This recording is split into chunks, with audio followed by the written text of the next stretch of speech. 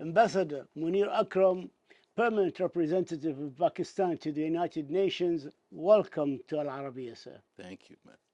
I'd like to start by discussing Islamophobia. You passed a resolution on the 15th of March. Pakistan drafted it, took the lead, and it passed. This week, you met with the Secretary General within a core group from the OIC, about 10 ambassadors, to discuss how to operationalize this resolution from the GA. Can you give us an idea of what was discussed, please? As you know, the resolution that was adopted by the General Assembly asked the Secretary General to appoint a special envoy Yes.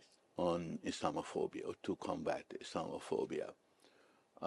And we have requested the Secretary General to do so as early as possible.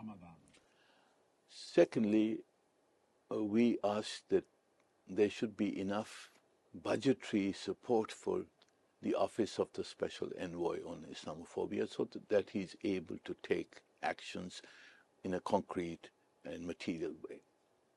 And thirdly, we asked the Secretary General to work with us in order to prepare a plan of action to combat Islamophobia.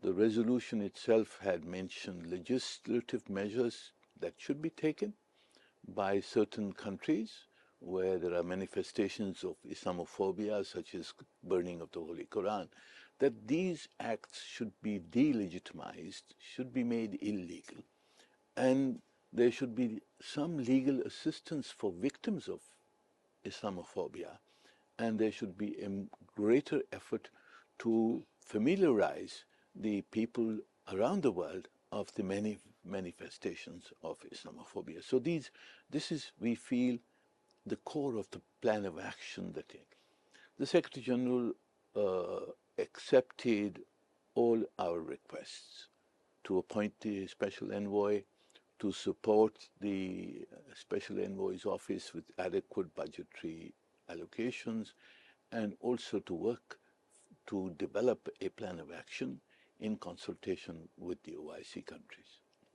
The resolution was backed by 113 countries at the GA, but 44 countries abstained.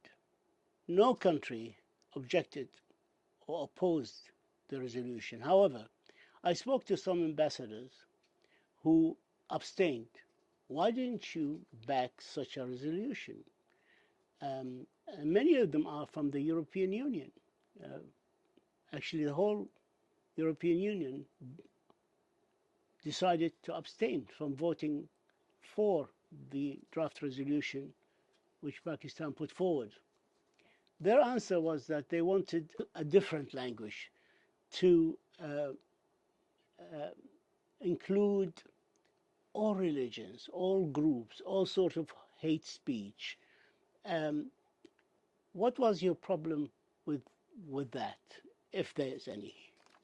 No, we had no problem. In fact, there are other resolutions of the General Assembly which refer to hate speech generally.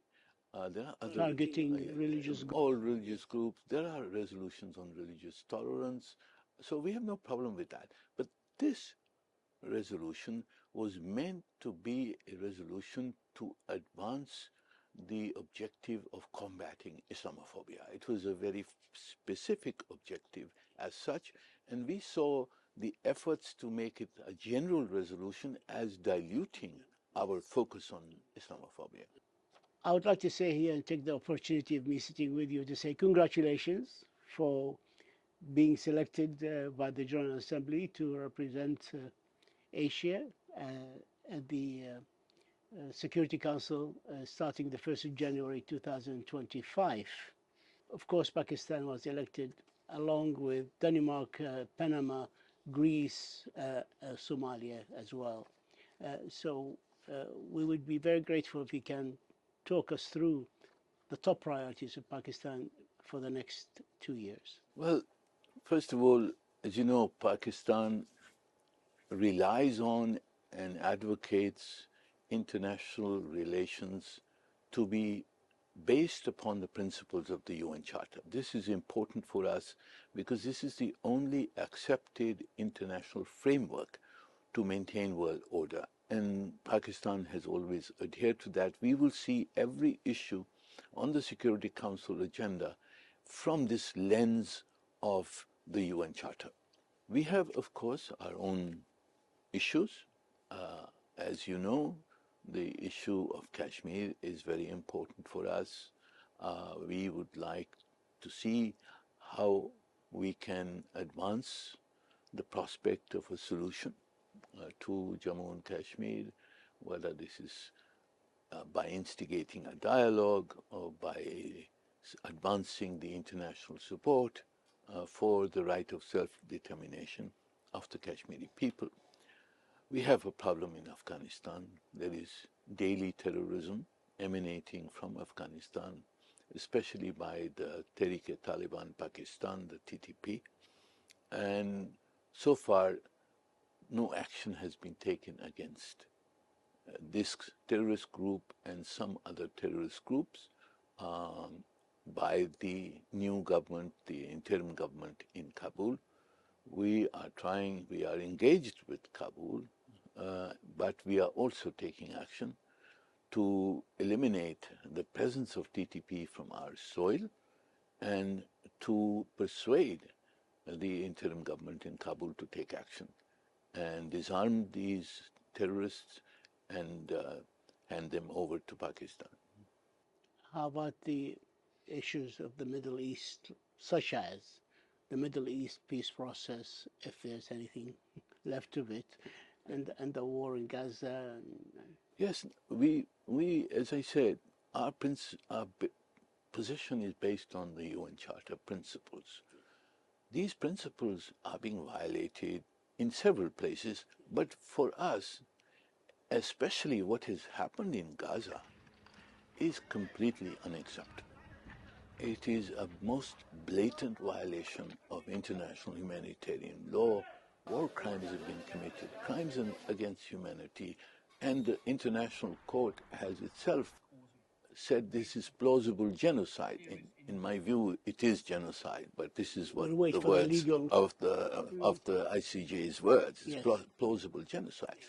And yet we are still not able to stop Prime Minister Netanyahu from continuing this genocidal war. And it is obviously a stark failure of the Security Council as such. So, of course, as a Muslim country, as an OIC country, Palestine is the cause on the basis of which the OIC was created. And therefore, this will be, of course, without saying.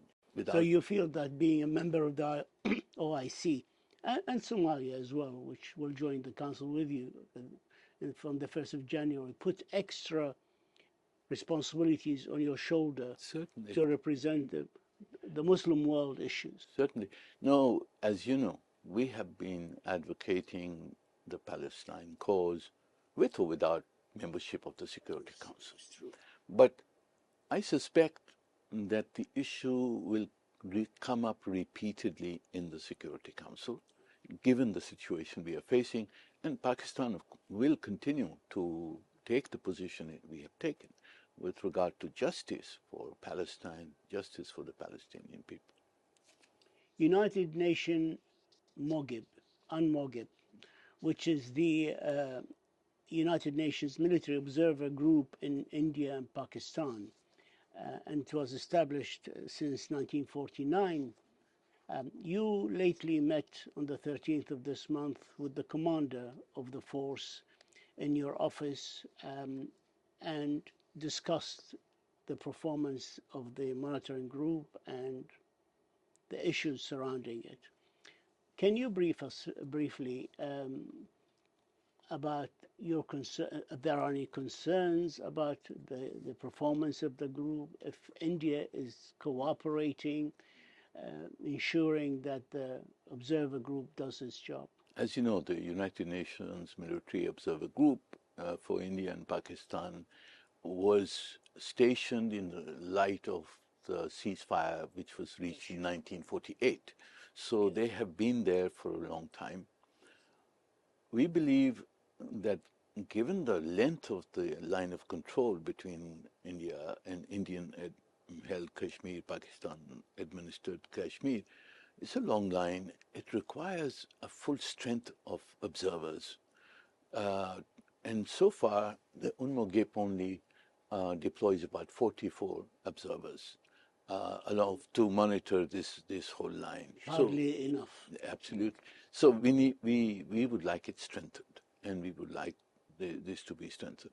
Secondly, the UNMOGIP faces obstruction from the Indian side in terms of not releasing visas, in terms of charging them rent, which should for a UN force, which is there by Security Council authority, by trying to cut the budgets of the UNMOGIP in closing the crossing, the most direct crossing for UNMOGIP between our side of Kashmir and the other side of Kashmir is a route near Sialkot, which they have closed, and now the UNMOGIP has to travel all the way through the Lahore-Wagah border and then back again, which is about 10 times longer than the direct route that is available, but they have obstructed that.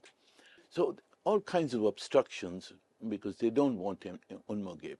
UNMOGIP's presence there is a physical indication that Jammu and Kashmir is a disputed territory, and that is what they want to finish.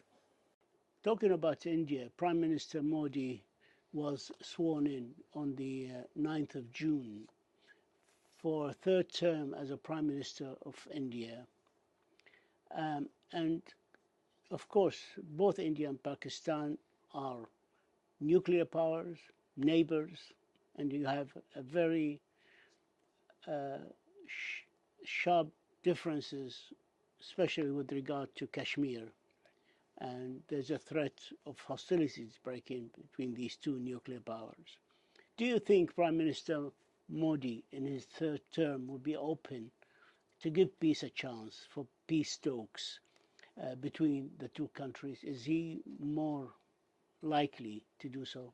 Well, I think it's too early to say what the posture of the third Modi government will be towards Pakistan. There are various conjectures. Some say they will be less rigid, and others say no, he will double down on his anti-Pakistan, anti-Muslim stance, because otherwise he would lose his support base of extremist Hindutva people. So I think it's too early to say. As far as Pakistan is concerned, we are ready for dialogue. We think that problems can only be resolved through dialogue, but this dialogue has to, first of all, be on the basis of sovereign equality between the two states. We will not accept inferior status in dealing with India. We will deal with it as a sovereign equal state. And secondly, the dialogue has to be about the problem, not about peripheral issues. So we have to find ways to discuss Kashmir, to find some ways to have some form of peaceful resolution for Jammu and Kashmir. And as soon as India is ready to deal with us, You're open. we are open. I'd like to move to the question of climate change. Pakistan is classified like the 8th most vulnerable country to the effects of climate change. By the year 2050, between 18 and 20% of the economy of Pakistan will be affected by the negative effects of climate change on the country.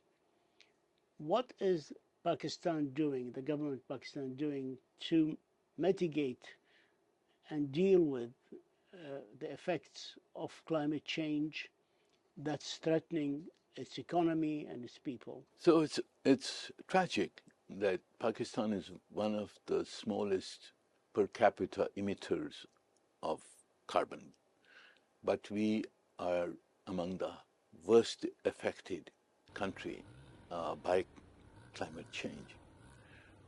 We have continued to emphasize the need for urgent action on adaptation because climate change is here. The temperatures are going up. In Pakistan in particular, we've crossed the 1.5 degrees centigrade long time ago. I remember the slogan, 1.5 to stay alive. Yes. Well, we've already crossed that in Pakistan and other warmer parts of the world have already crossed that line.